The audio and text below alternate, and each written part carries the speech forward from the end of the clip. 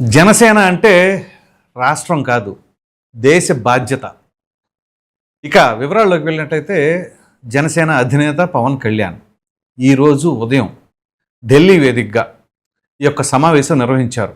జనసేన పార్టీకి సంబంధించిన నాయకులు, ఎమ్మెల్యేలు, మంత్రులు, ఎంపీలు మొత్తం అందరితో ఒక సమావేశం నిర్వహించారు. మెయిన్ ఎజెండా ఏంటి అంటే, సాధారణంగా రాజకీయాల్లో ఏ రకంగా తయారయ్యాయి అంటే, ఎవరికి వాళ్ళు కులాల మధ్య, లేకపోతే మతాల మధ్య, లేకపోతే ప్రాంతీయాల మధ్య ఈ యొక్క విభేదాలు సృష్టించన్నారు. ఎందుకు? రాజకీయ లబ్ధి కోసం. మీరు అది రాష్ట్ర పరిధిలో తీసుకుంటే రాష్ట్ర పరిధిలో, దేశ పరిధిలో తీసుకుంటే దేశ పరిధిలో. ఇదంతా దేనికి నిదర్శనం?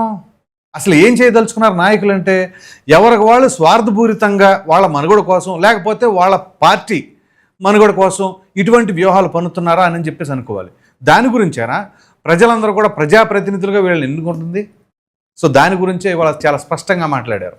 ప్రధానంగా ఆయన మాట్లాడిన దాంట్లో ఎంపీలు, 2 లోక్సభ ఎంపీలు, 1 రాజ్యసభ ఎంపీ, ముగ్గురే ఉన్నా కానీ మీ యొక్క ఎజెండా ఏంటి అని అంటే, మన రాష్ట్రానికో లేకపోతే మీ పార్లమెంటరీ నియోజకవర్గానికి సంబంధించిన సమస్యలో కాదు. అఫ్కోర్స్ మాట్లాడండి, అది ఒక పారామీటర్ మాత్రమే. ప్రధానంగా దేశవ్యాప్తంగా ఉన్న సమస్యలు, అలాగే దేశభక్తి ఏ విధంగా ఉండాలి అనే విధానంలోనే ఉండాలి. అంటే దేశ బాధ్యత. సో ఒక ఎంపీ అంటే ఏంటి? భారతదేశానికి సంబంధించిన లోక్సభ ఎంపీ అతను. సో అంతేగాని ఒక రాష్ట్రంలో ఒక పార్లమెంటరీ నియోజకవర్గానికి మాత్రమే నేను చూసుకుంటానంటే మాత్రం కుదరదు. ఎందుకు ఈ రకమైన వ్యాఖ్యలు ఎందుకు చేయవలసి వచ్చింది అంటే, ఇటీవల మనం చూస్తూ ఉన్నాం. ఈ రాష్ట్రం వాళ్ళు ఆ రాష్ట్రం వాళ్ళని, ఆ రాష్ట్రం వాళ్ళు ఇంకొక రాష్ట్రం వాళ్ళని, లేకపోతే ఉత్తరాది దక్షిణాది అని చెప్పేసి ఇలా అనే రకాలైన వ్యత్యాసాలు. ఎందుకు ఈ వ్యత్యాసాలు? అందరిది ఒకటే దేశం కదా. అఫ్కోర్స్ కులాలు వేరేగా ఉండొచ్చు, వేరు వేరు రాష్ట్రాలు అయి ఉండొచ్చు, కానీ మనందరం కలిసి ఒకటే భారతీయులు అనే దాన్ని ఎందుకు విస్మరిస్తున్నారు? అదే ఇవాళ ఆయన పాయింట్అవుట్ చేసింది. ఆయన లేవనెత్తిన అంశాలు కూడా ఇవే. ఇటీవల చూసాం, తెలంగాణలో సంబంధం లేకుండా ఏవో వ్యాఖ్యలు, ఎక్కడి నుంచో ఒక జర్నలిస్ట్ చేసిన వ్యాఖ్యలు, అది ఎక్కడ నుంచి ఎక్కడ దాకా వెళ్ళాయి. చివరికి తెలంగాణ వాళ్ళందరూ కూడా మా తెలంగాణ, మా జాగీరు, మా అబ్బ జాగీరే అని చెప్పేసి మంత్రులు సైతం మాట్లాడుతున్నారు అని అంటే, దాన్ని ఏమని అర్థం చేసుకోవాలి?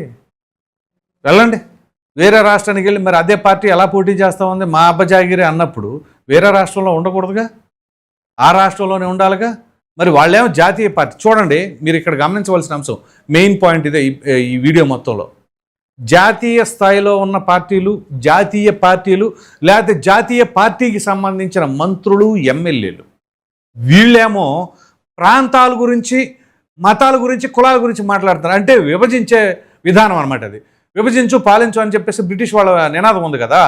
ఆ తరహాలో ఒక జాతీయ స్థాయిలో దేశం మొత్తం ఉన్నటువంటి పార్టీ ఒక రాష్ట్రంలో ఒక విభజనకు సంబంధించిన అంశాలు, విభజన అంటే రాష్ట్ర విభజన గురించి అని కాదు, అఫ్కోర్స్ అది కూడా ఉందనుకోండి, ప్రాంతీయాల మధ్య మా తెలంగాణ మీరెవరు అని మాట్లాడుతున్నారు అంటే ఒక జాతీయ పార్టీకి సంబంధించిన వ్యక్తులైన వీళ్ళు.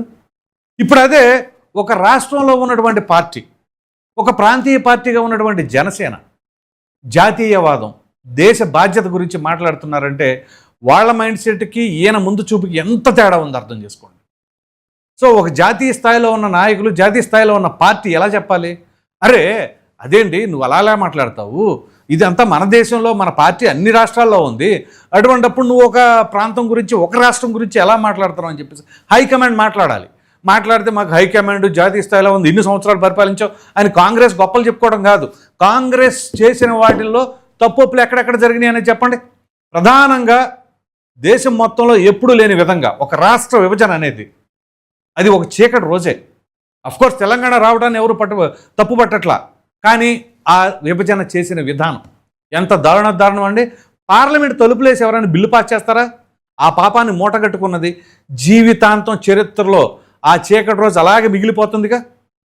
మరి దానికి ఒడిగట్టింది ఎవరు? ఇదే కాంగ్రెస్ పార్టీ కదా.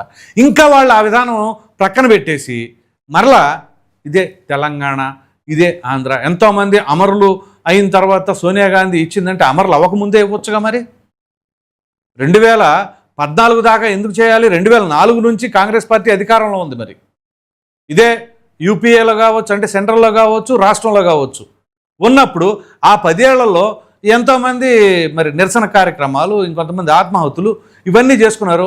అంతమందిని బలిదానం చేసుకున్న తర్వాత ఎందుకు ఇవ్వటం? అదేదో ముందే ఇవ్వచ్చుగా, ముందే పరిగణలోకి తీసుకోవచ్చుగా. అప్పుడు లేదు. ఇక్కడ కూడా రాజకీయ లబ్ధి, ఆ రాజకీయ కోణలను పోని అయిపోయింది. సరే, తప్పో ఒప్పో జరిగింది, ఏదో జరిగింది, అంతమంది బలిదానం చేసుకున్న కాంగ్రెస్ పార్టీ ఇచ్చింది పెద్ద మనసుతో అనుకుందాం, అయిపోయింది. మరి ఇప్పుడు విభజన తర్వాత కూడా 12 సంవత్సరాలు అవుతుంది విడిపోయి, ఇప్పుడు కూడా ఇది మా జాగిరి అని మాట్లాడుతున్నారు. అది కాంగ్రెస్ పార్టీకి సంబంధించిన వాళ్ళు. అదే ప్రాంతీయ పార్టీ మాట్లాడారంటే పోనీ అదేనా అనుకోవచ్చు. వీళ్ళు కూడా ఈ రకంగా మాట్లాడుతున్నారు. వీళ్ళు కాంగ్రెస్ పార్టీ వాళ్ళు ఎప్పుడైతే ప్రాంతీయవాదం తీసుకొచ్చారో బీఆర్ఎస్ కూడా అమ్మో మన ఉనికి ప్రమాదం ఉంటుందేమో అని. మరి బీఆర్ఎస్గా ఉన్న వాళ్ళు అంటే ఏంటి? భారతీయ రాష్ట్ర సమితి. మరి దేశవ్యాప్తంగా కావాలి అని చెప్పేసి వీళ్ళు ముందు వెళ్ళారు. అక్కడ వర్కౌట్ అవ్వక మరలా వెనక్కి వచ్చేసారు. మరలా ఇప్పుడు మా తెలంగాణ మీద మీరు ఎలా మాట్లాడతారు అని చెప్పేసి మాట్లాడారు. ఎంత అవకాశవాదం! ఎవరు కన్వీనియంట్గా వాళ్ళు చేసుకుంటూ వెళ్ళిపోతున్నారు. చివరికి దేనికి దారితీస్తుంది? రాష్ట్రాల మధ్య సఖ్యతను దెబ్బతీస్తుంది. చక్కగా అన్నదమ్ముల్లా కలిసి ఉన్న ప్రజలకు ఎటువంటి ఇబ్బంది లేదు. ఈ నాయకులే ఎవరికి వాళ్ళు సెంటిమెంట్ రగల్చడానికి విశ్వ ప్రయత్నాలు చేస్తూ ఉన్నారు. అందు గురించే పవన్ కళ్యాణ్ ఈరోజు శ్రీకారం చుట్టారు.